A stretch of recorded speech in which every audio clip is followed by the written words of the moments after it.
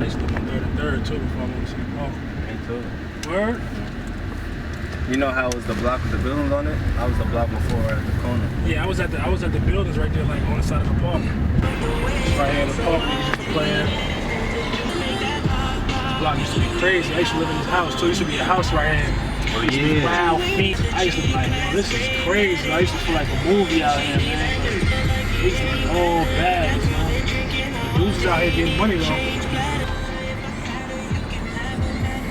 It's like the worst block ever, man.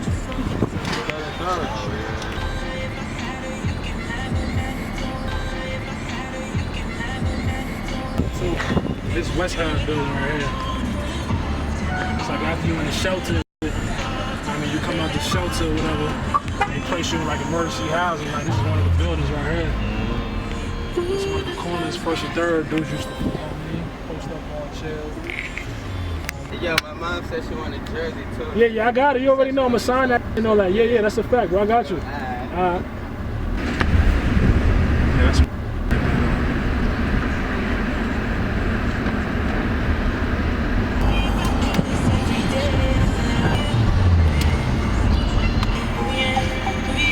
used to be right here in this park right here. We used to be out here like at least 50 deep, bro. Like all day, every day, just cooling right here, man. Just posted. I mean, being in the park, playing basketball, playing tag. I got a lot of memories over here, man. Like as far as being in the Vernon, man. This is where everything used to happen for me. Used to be all up and down this block.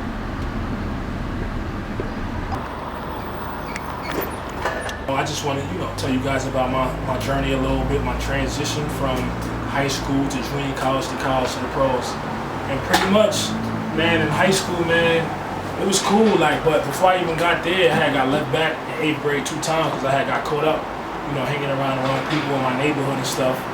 And it wasn't the fact that I didn't like school or anything, we just wasn't going. Like, school wasn't just, my parents would send me to school, but as far as, going, we wanted to hang out and have fun, And I basically got caught up in 8th grade around the age of, 13, 14. And then I remember, being around the neighborhood, people used to tell me, man, my brother was incarcerated, so around 14, 15, people used to tell me, man, your brother's coming home, man, you better get focused, man. And I knew my brother was the type of person, he was like a father figure to me, and I knew if I let him down, he probably don't know this to this day, but it was in me to really, have him come home and be proud of what I'm doing, you feel me? Shit, you're crazy coming back here, man. I feel like I beat the odds,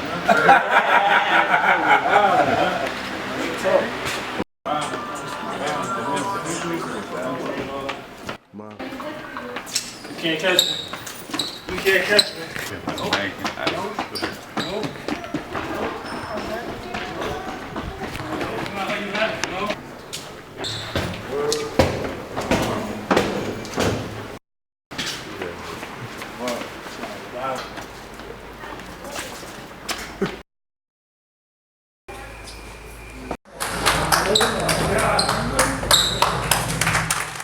Know that you don't have to revert back to the streets and getting caught up in those things. I wanted to be there for them and show them there's another way out, chase your dreams, show them you can get a job, you feel me, things of that nature. That's what I wanted to do. And even with football going on, I know somewhere down the line I feel like that's my calling, because that's deep inside me. I always think about that.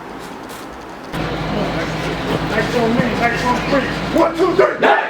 Yeah, man, let's go on the way.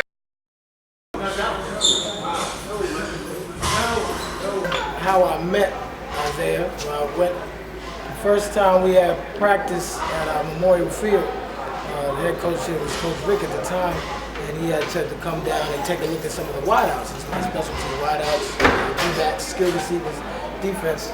And I took a look at him running around and I said, that looked like a real special talent, but usually at that age you feel like the kids might be cocky, have a little attitude, a little air of confidence that may put you off a bit. So I said in my mind, before I take this job, I want to talk to this kid one-on-one. So after the practice was over, we had worked out a little bit, and I talked to him and I asked him, what do you feel about the workout? And he was just so hungry in his face. He had the face of a kid that wanted more. He said, thanks for the workout, I appreciate it. you gonna take the job? I can't wait to work with you. And that right there sold me. So at that point, I knew that I was gonna come here and coach during those years. And just throughout his high school years, he wasn't the best student, but he always tried, was focused. He had to take the long route. And to his credit, the GED is not an easy test. It's a very hard test. So for him to understand how football correlated to his schoolwork and what he needed to do, for him to be able to pass that test and then move on to ASC, says a lot about his character. There was one play in particular. He had a matchup game. Usually after the season is done, we have 2 or 3 matchup games with teams upstate. He had a matchup game with a team, Carmel. Carmel is an upstate school. And we throw a little receiver screen. It's nothing much. It's just a pop screen. Takes 2 steps, catches the ball, and then tries to get a couple yards. Well, I caught the ball, and this is where you kind of know the difference between a boy and a man on the field. Once he caught the ball, he made about 2 cuts, he starts running across field. And immediately almost, you could hear, myself included, the whole coaching staff, everybody, no, like where is he going? And you know how the rest of the story goes, and while we're all saying no, eventually it turns into yes, and he's boogieing down the other sideline. I think it must have been he ran on that play probably about 120 yards, going east and west before going north-south. The one thing about Isiah, you knew, once he went north and south, nobody was going to catch him. He had a length on him when he ran straight, he gobbled up yards. 4 yards a stride, 5 yards a stride. Couldn't nobody catch him. But at that moment when we saw him make that play, that's when I said in my head, if he stays focused on the other stuff, he has the tools. Physically, he had the tools. At that age, you knew after a play like that he was going to do something with his career. So that's when I knew that he was going to be a player. Other than that, once he went to ASA and then was able to get his full ride and was able to acquire that full ride to Arkansas Pine Bluff, it was a good moment because it was a struggle for him to get to that point, but he was trying to get these D1 schools to look at him, and he finally got a call from Arkansas Pine Bluff.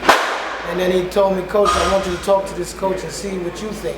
So I talked to the coach at Pine Bluff. They said they want to get him on the field immediately, and they would love to have him. I talked to Isiah again, and it seemed like a good fit. At the time, there wasn't too many other offers besides Bowling Green, and so he went that route, and he went over there and he did as much as he could do. I think every story has its ups and downs, and for every success, there's always a tragedy in between that.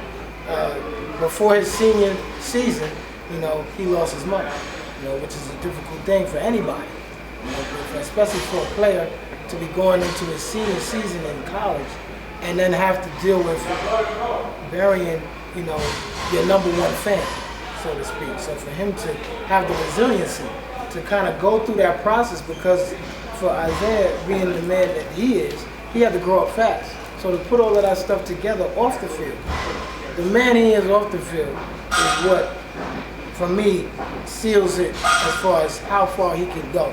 Because he's faced a lot of adversities that a lot of people and a lot of kids have not had to see, and he has thrived in every opportunity that he's had to deal with. Getting back to campus and then putting in that work, not only to finish the senior season, but to get the degree, which was the number 1 thing. But it's the fact that he's able to departmentalize everything and still focus on the goal. Getting the degree was probably the biggest accomplishment. When it comes to a player like Isiah, they're going to be whatever they're going to be. All we are to do is to steer them in the right direction, put them on the right path.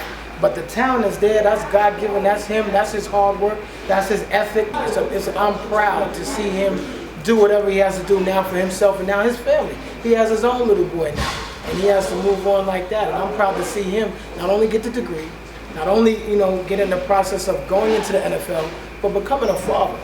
Not just leaving that responsibility, because that's another responsibility that a lot of people ignore. And he's stood up to that and taken that on. And that happened while he was in school.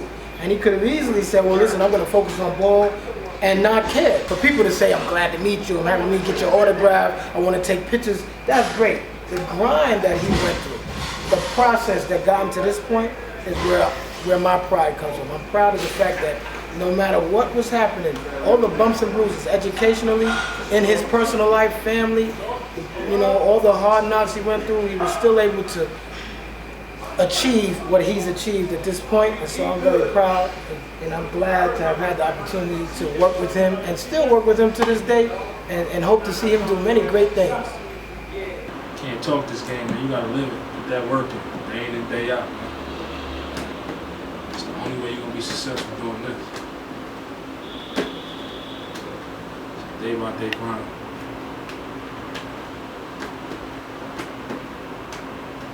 All I got is my story.